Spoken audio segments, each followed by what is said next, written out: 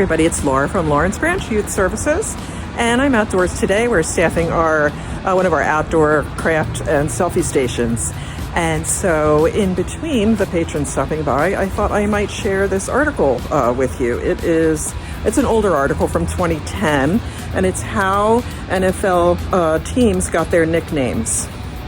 And so this will need some updating on account of the team name changes, but let's give it a look and see if we can learn anything we didn't know before.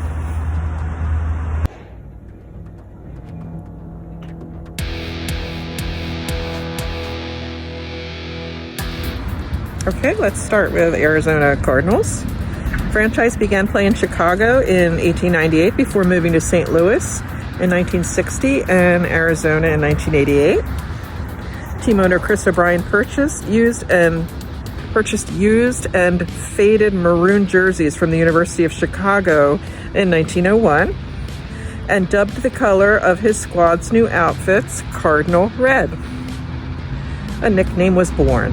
The team adopted the cardinal bird as part of its logo as early as 1947 and first featured a cardinal head on its helmets in 1960. Atlanta Falcons. Shortly after insurance executive Rankin Smith brought professional football to Atlanta, a local radio station sponsored a contest to name the team. 1,300 people combined to suggest more than 500 names, including Peaches, Vibrants, Lancers, Confederates, Firebirds, and Thrashers. While several fans submitted the nickname Falcons, school teacher Julia Elliott of nearby Griffin was declared the winner of the contest for the reasons she provided. The Falcon is proud and dignified, with great courage and fight, Elliott wrote. It never drops its prey, it is deadly, and has great sporting tradition. Elliott won 4 season tickets for 3 years and a football autographed by the entire 1966 inaugural team. Okay, Baltimore Ravens. Ravens, a reference to Edgar Allan Poe's famous poem, beat out Americans and Marauders in a contest conducted by the Baltimore Sun. Poe died and is buried in Baltimore. Okay, so Miss Jen's going to help us with the rest of the Ravens entry. It gives us a strong nickname that is not common to any teams at any level, and it gives us one that means something historically to this community, said team owner Art Modell, who had attempted to buy the Colts nickname back from the franchise that left Baltimore for Indianapolis in 1984. The Marauders nickname referenced a B-26 built during World War II by the Glenn L. Martin Company, a predecessor to Lockheed Martin that was based in Baltimore. Other names considered included the Railers, Bulldogs, Mustangs, and Steamers. Thanks, Jen.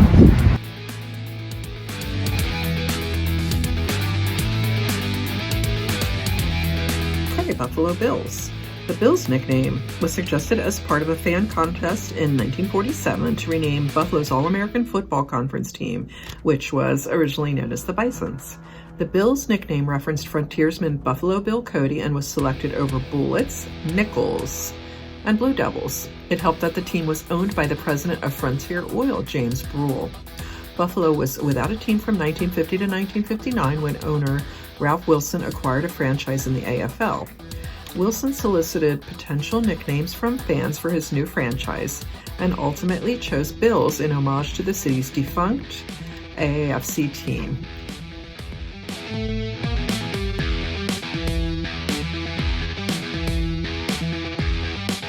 Okay, next is Carolina, and I'll excerpt this article. Panthers team president Mark Richardson, the son of team owner Jerry Richardson, chose the Panthers nickname because it's a name our family thought signifies what we thought a team should be: powerful, sleek, and strong.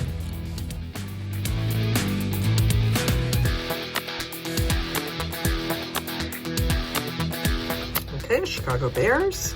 In 1921, the Decatur Staleys, a charter member of the American Professional Football Association, moved to Chicago and kept their nickname, a nod to the team sponsor, the Staley Starch Company. When star player George Halas purchased the team the following year, he decided to change the nickname. Chicago played its home games at Wrigley Field, home of baseball's Cubs, and Halas opted to stick with the Ursian theme.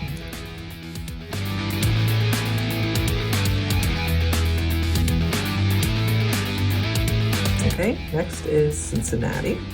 Team owner, general manager, and head coach Paul Brown nicknamed Cincinnati's AFL expansion franchise the Bengals in 1968 in honor of the football team nicknamed the Bengals that played in the city from 1937 to 1942. According to Brown, the nickname would provide a link with past professional football in Cincinnati. Brown chose Bengals over the fans' most popular suggestion, Buckeyes.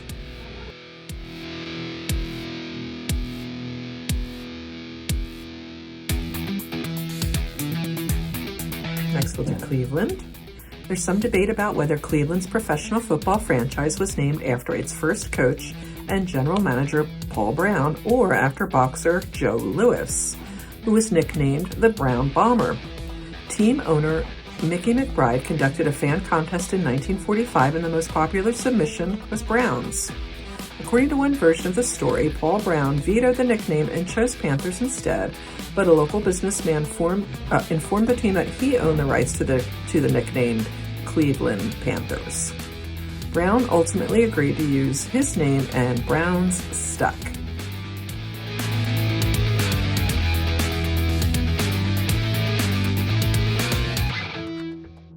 Okay, Dallas.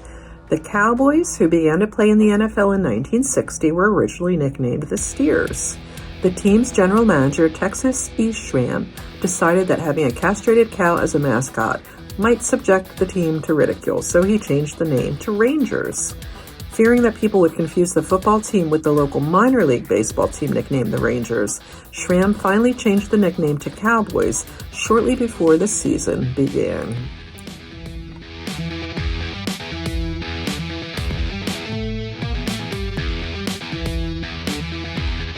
Okay, next we will do Denver Broncos.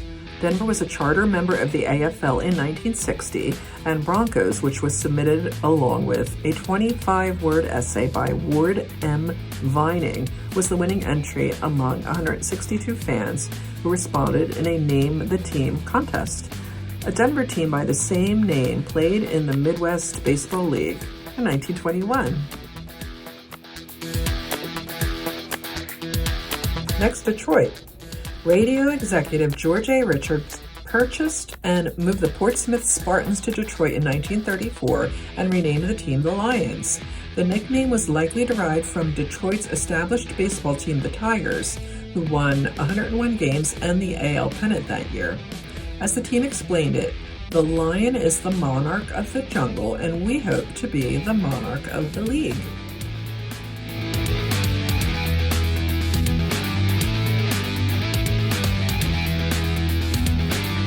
Okay, Green Bay. Team founder Earl Curly Lambeau's employer, the Indian Packing Company, sponsored Green Bay's football team and provided equipment and access to the field. The Indian Packing Company became the Acme Packing Company and later folded, but the nickname stuck.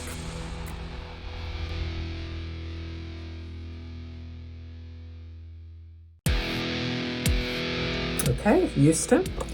Houston's 2002 expansion franchise became the sixth professional football team nicknamed the Texans. The Dallas Texans were an Arena Football League team from 1990 to 1993, and Dallas Cowboys owner Jerry Jones revived the team in 2000.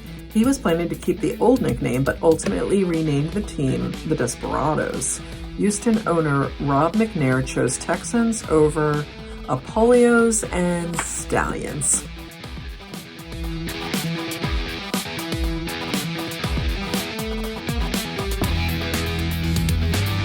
All right, Indianapolis.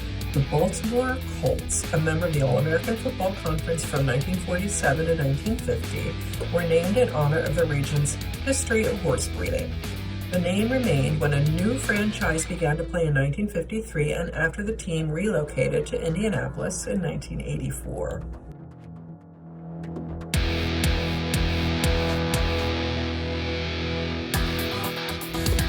Okay, Jacksonville.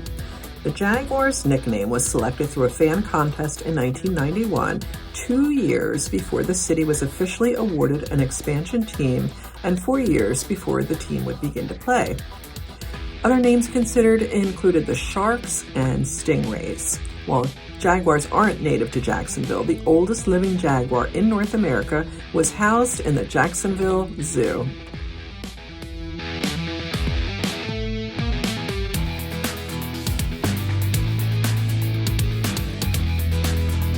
Kansas City.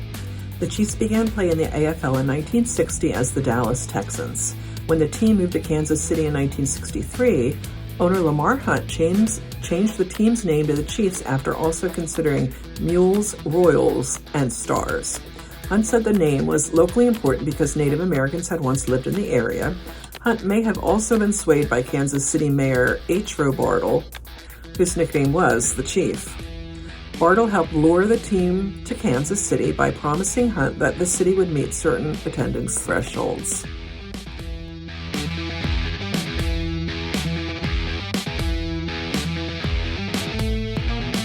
Miami. A Name the Team contest drew nearly 20,000 entries and resulted in the nickname for the Miami franchise that entered the AFL as an expansion team in 1966. More than 600 fans suggested Dolphins, but Marjorie Swanson was declared the winner after correctly predicting a tie in the 1965 college football game between Miami and Notre Dame as part of a follow-up contest. Swanson, who won a lifetime season pass to Dolphins games, told reporters she consulted a magic 8-ball before predicting the score of the game.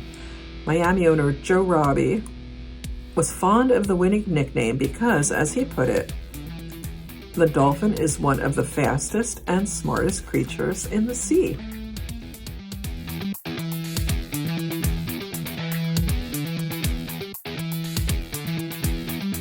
Okay, Minnesota Vikings. According to the Vikings website, Burt Rose, Minnesota's general manager when it joined the NFL in 1961, recommended the nickname to the team's board of directors because it represented both an aggressive person and the will to win and the Nordic tradition in the northern Midwest.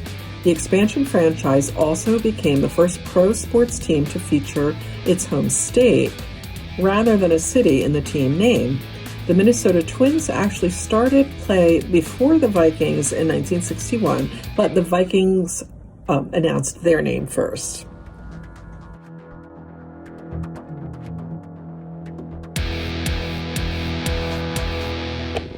Okay, New England.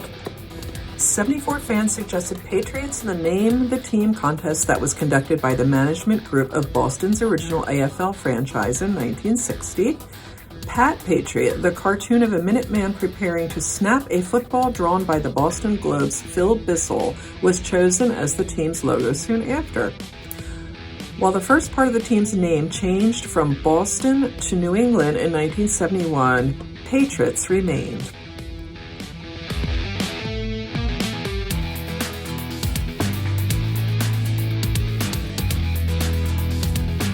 New Orleans. New Orleans was awarded an NFL franchise on All Saints' Day, November 1st, 1966. The nickname was a popular choice in a Name the Team contest sponsored by the New Orleans State's Item, which announced the news of the new franchise with the headline, NO Goes Pro. The nickname chosen by team owner John Mecom was a nod to the city's jazz heritage and taken from the popular song When the Saints Go Marching In.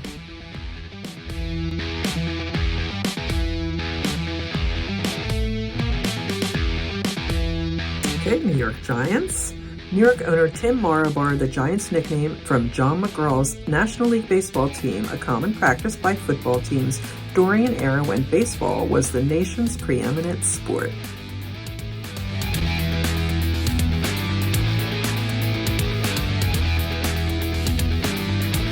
Okay, New York Jets. Originally nicknamed the Titans, the team was renamed the Jets in 1963 after Sonny Werblin led an investment group that purchased the bankrupt franchise for $1 million. According to a contemporary New York Times story, the franchise considered calling itself the Dodgers, but nixed the idea after Major League Baseball didn't like it. Gothams also got some consideration, but the team didn't like the idea of having it shortened to the Goths because, they weren't such nice people. The last finalist to fail was the New York Boroughs, a pun on the city's boroughs. The team worried that opposing fans would make the Boroughs connection and defensively call the squad the Jackasses. Eventually, the team became the Jets, since it was going to play in Shea Stadium, which is close to LaGuardia Airport. According to the Pro Football Hall of Fame, the name was supposed to reflect the modern approach of his team.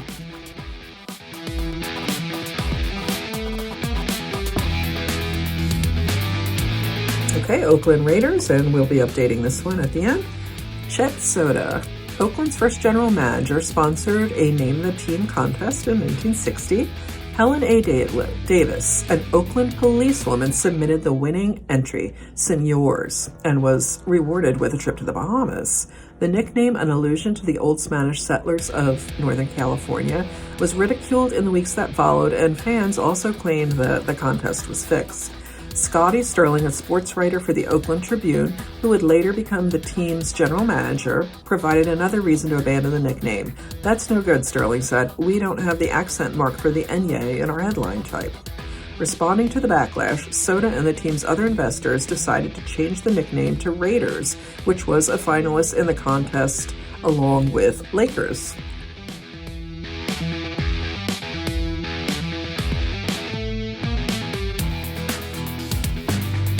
All right, Philadelphia Eagles. In 1933, Bert Bell and Lud Ray purchased the bankrupt Frankfurt Yellow Jackets. The new owners renamed the team the Eagles in honor of the symbol of the National Recovery Act, which was part of President Franklin D. Roosevelt's New Deal.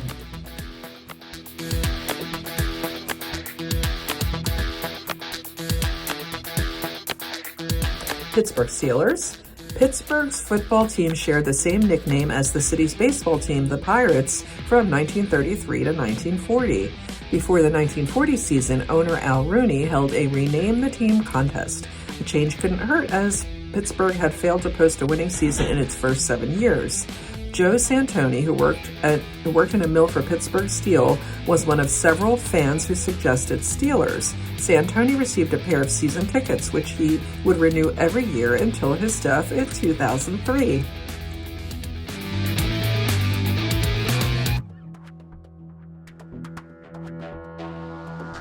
San Diego.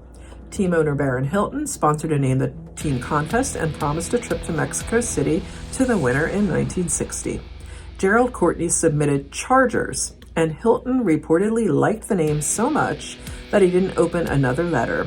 There are varying accounts as to why Hilton chose Chargers for his franchise, which spent 1 year in Los Angeles before relocating to San Diego. According to one story, Hilton liked the name in part for its affiliation with the new Carte Blanche credit card. The owner also told reporters that he was fond of the Charge bugle cry played at the Los Angeles Coliseum. And we'll update this one as well.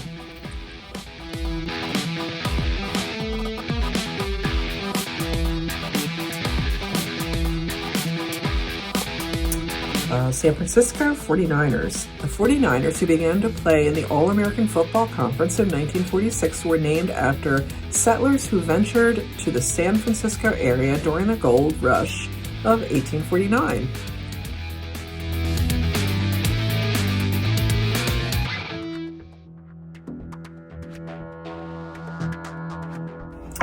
Okay, St. Louis Rams, and we'll update this one later. The Rams, who originated in Cleveland in 1936 and spent 1946 through 1994 in the Los Angeles area, traced their nickname to the college ranks. Principal owner Homer Marshman and general manager Damon Buzz Wetzel chose the nickname because Wetzel's favorite football team had always been the Fordham Rams. Fordham. Vince Lombardi's alma mater was a powerhouse at the time.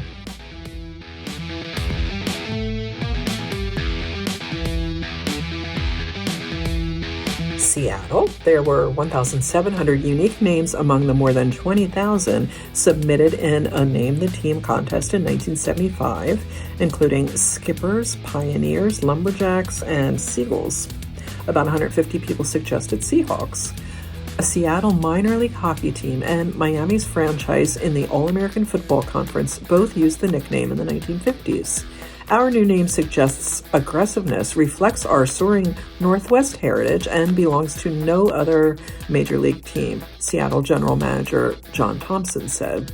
The Seahawks helmet design is a stylized head of an osprey, a fish-eating hawk of the Northwest.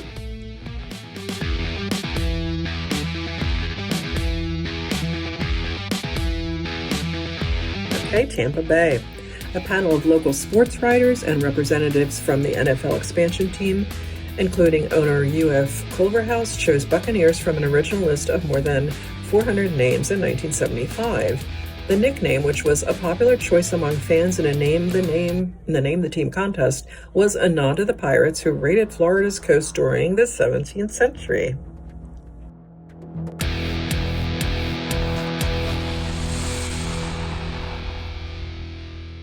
Okay, Tennessee. After relocating from Houston to Tennessee in 1995, the team played 2 seasons as the Oilers before Bud Adams held a statewide contest to rename the team. Titans was chosen over nicknames such as Tornadoes, Copperheads, South Stars, and Wranglers. We wanted a new nickname to reflect strength, leadership, and other heroic qualities, Adams told reporters.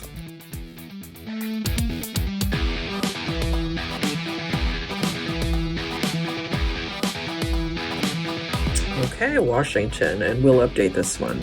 1 year after he acquired an NFL franchise in Boston, George Preston Marshall changed the team's nickname from Braves to Redskins. According to most accounts, the nickname was meant to honor head coach and Native American William Henry Lone Star Dietz, though some question whether Dietz was a Native American.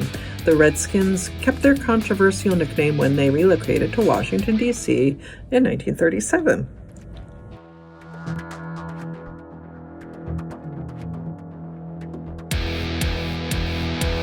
Okay, for the Raiders, I'm looking at an article in Las Vegas Sun called A Look at Some Remarkable Moments in Raiders History. You could look that up if you'd like. But going to the very end of that article, in 2017, NFL owners vote 31-1 in favor of the Raiders' relocation to Las Vegas. 6 months later, ground breaks on the project with a target completion date of summer 2020. In 2018, Mark Davis lures Gruden out of the broadcasting booth by giving him a 10-year, $100 million contract to return as the Raiders head coach. 2020, the Raiders move into their new headquarters in Henderson. The team holds its first practice at recently finished Allegiant Stadium. Davis gives the team a pep talk before the season. "Welcome to the Death Star," he says.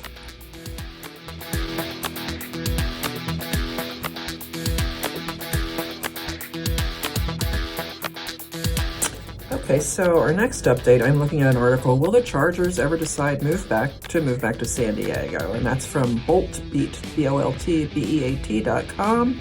And this was by Adam Patrick 4 months ago. So I'm just going to read you a little bit of this.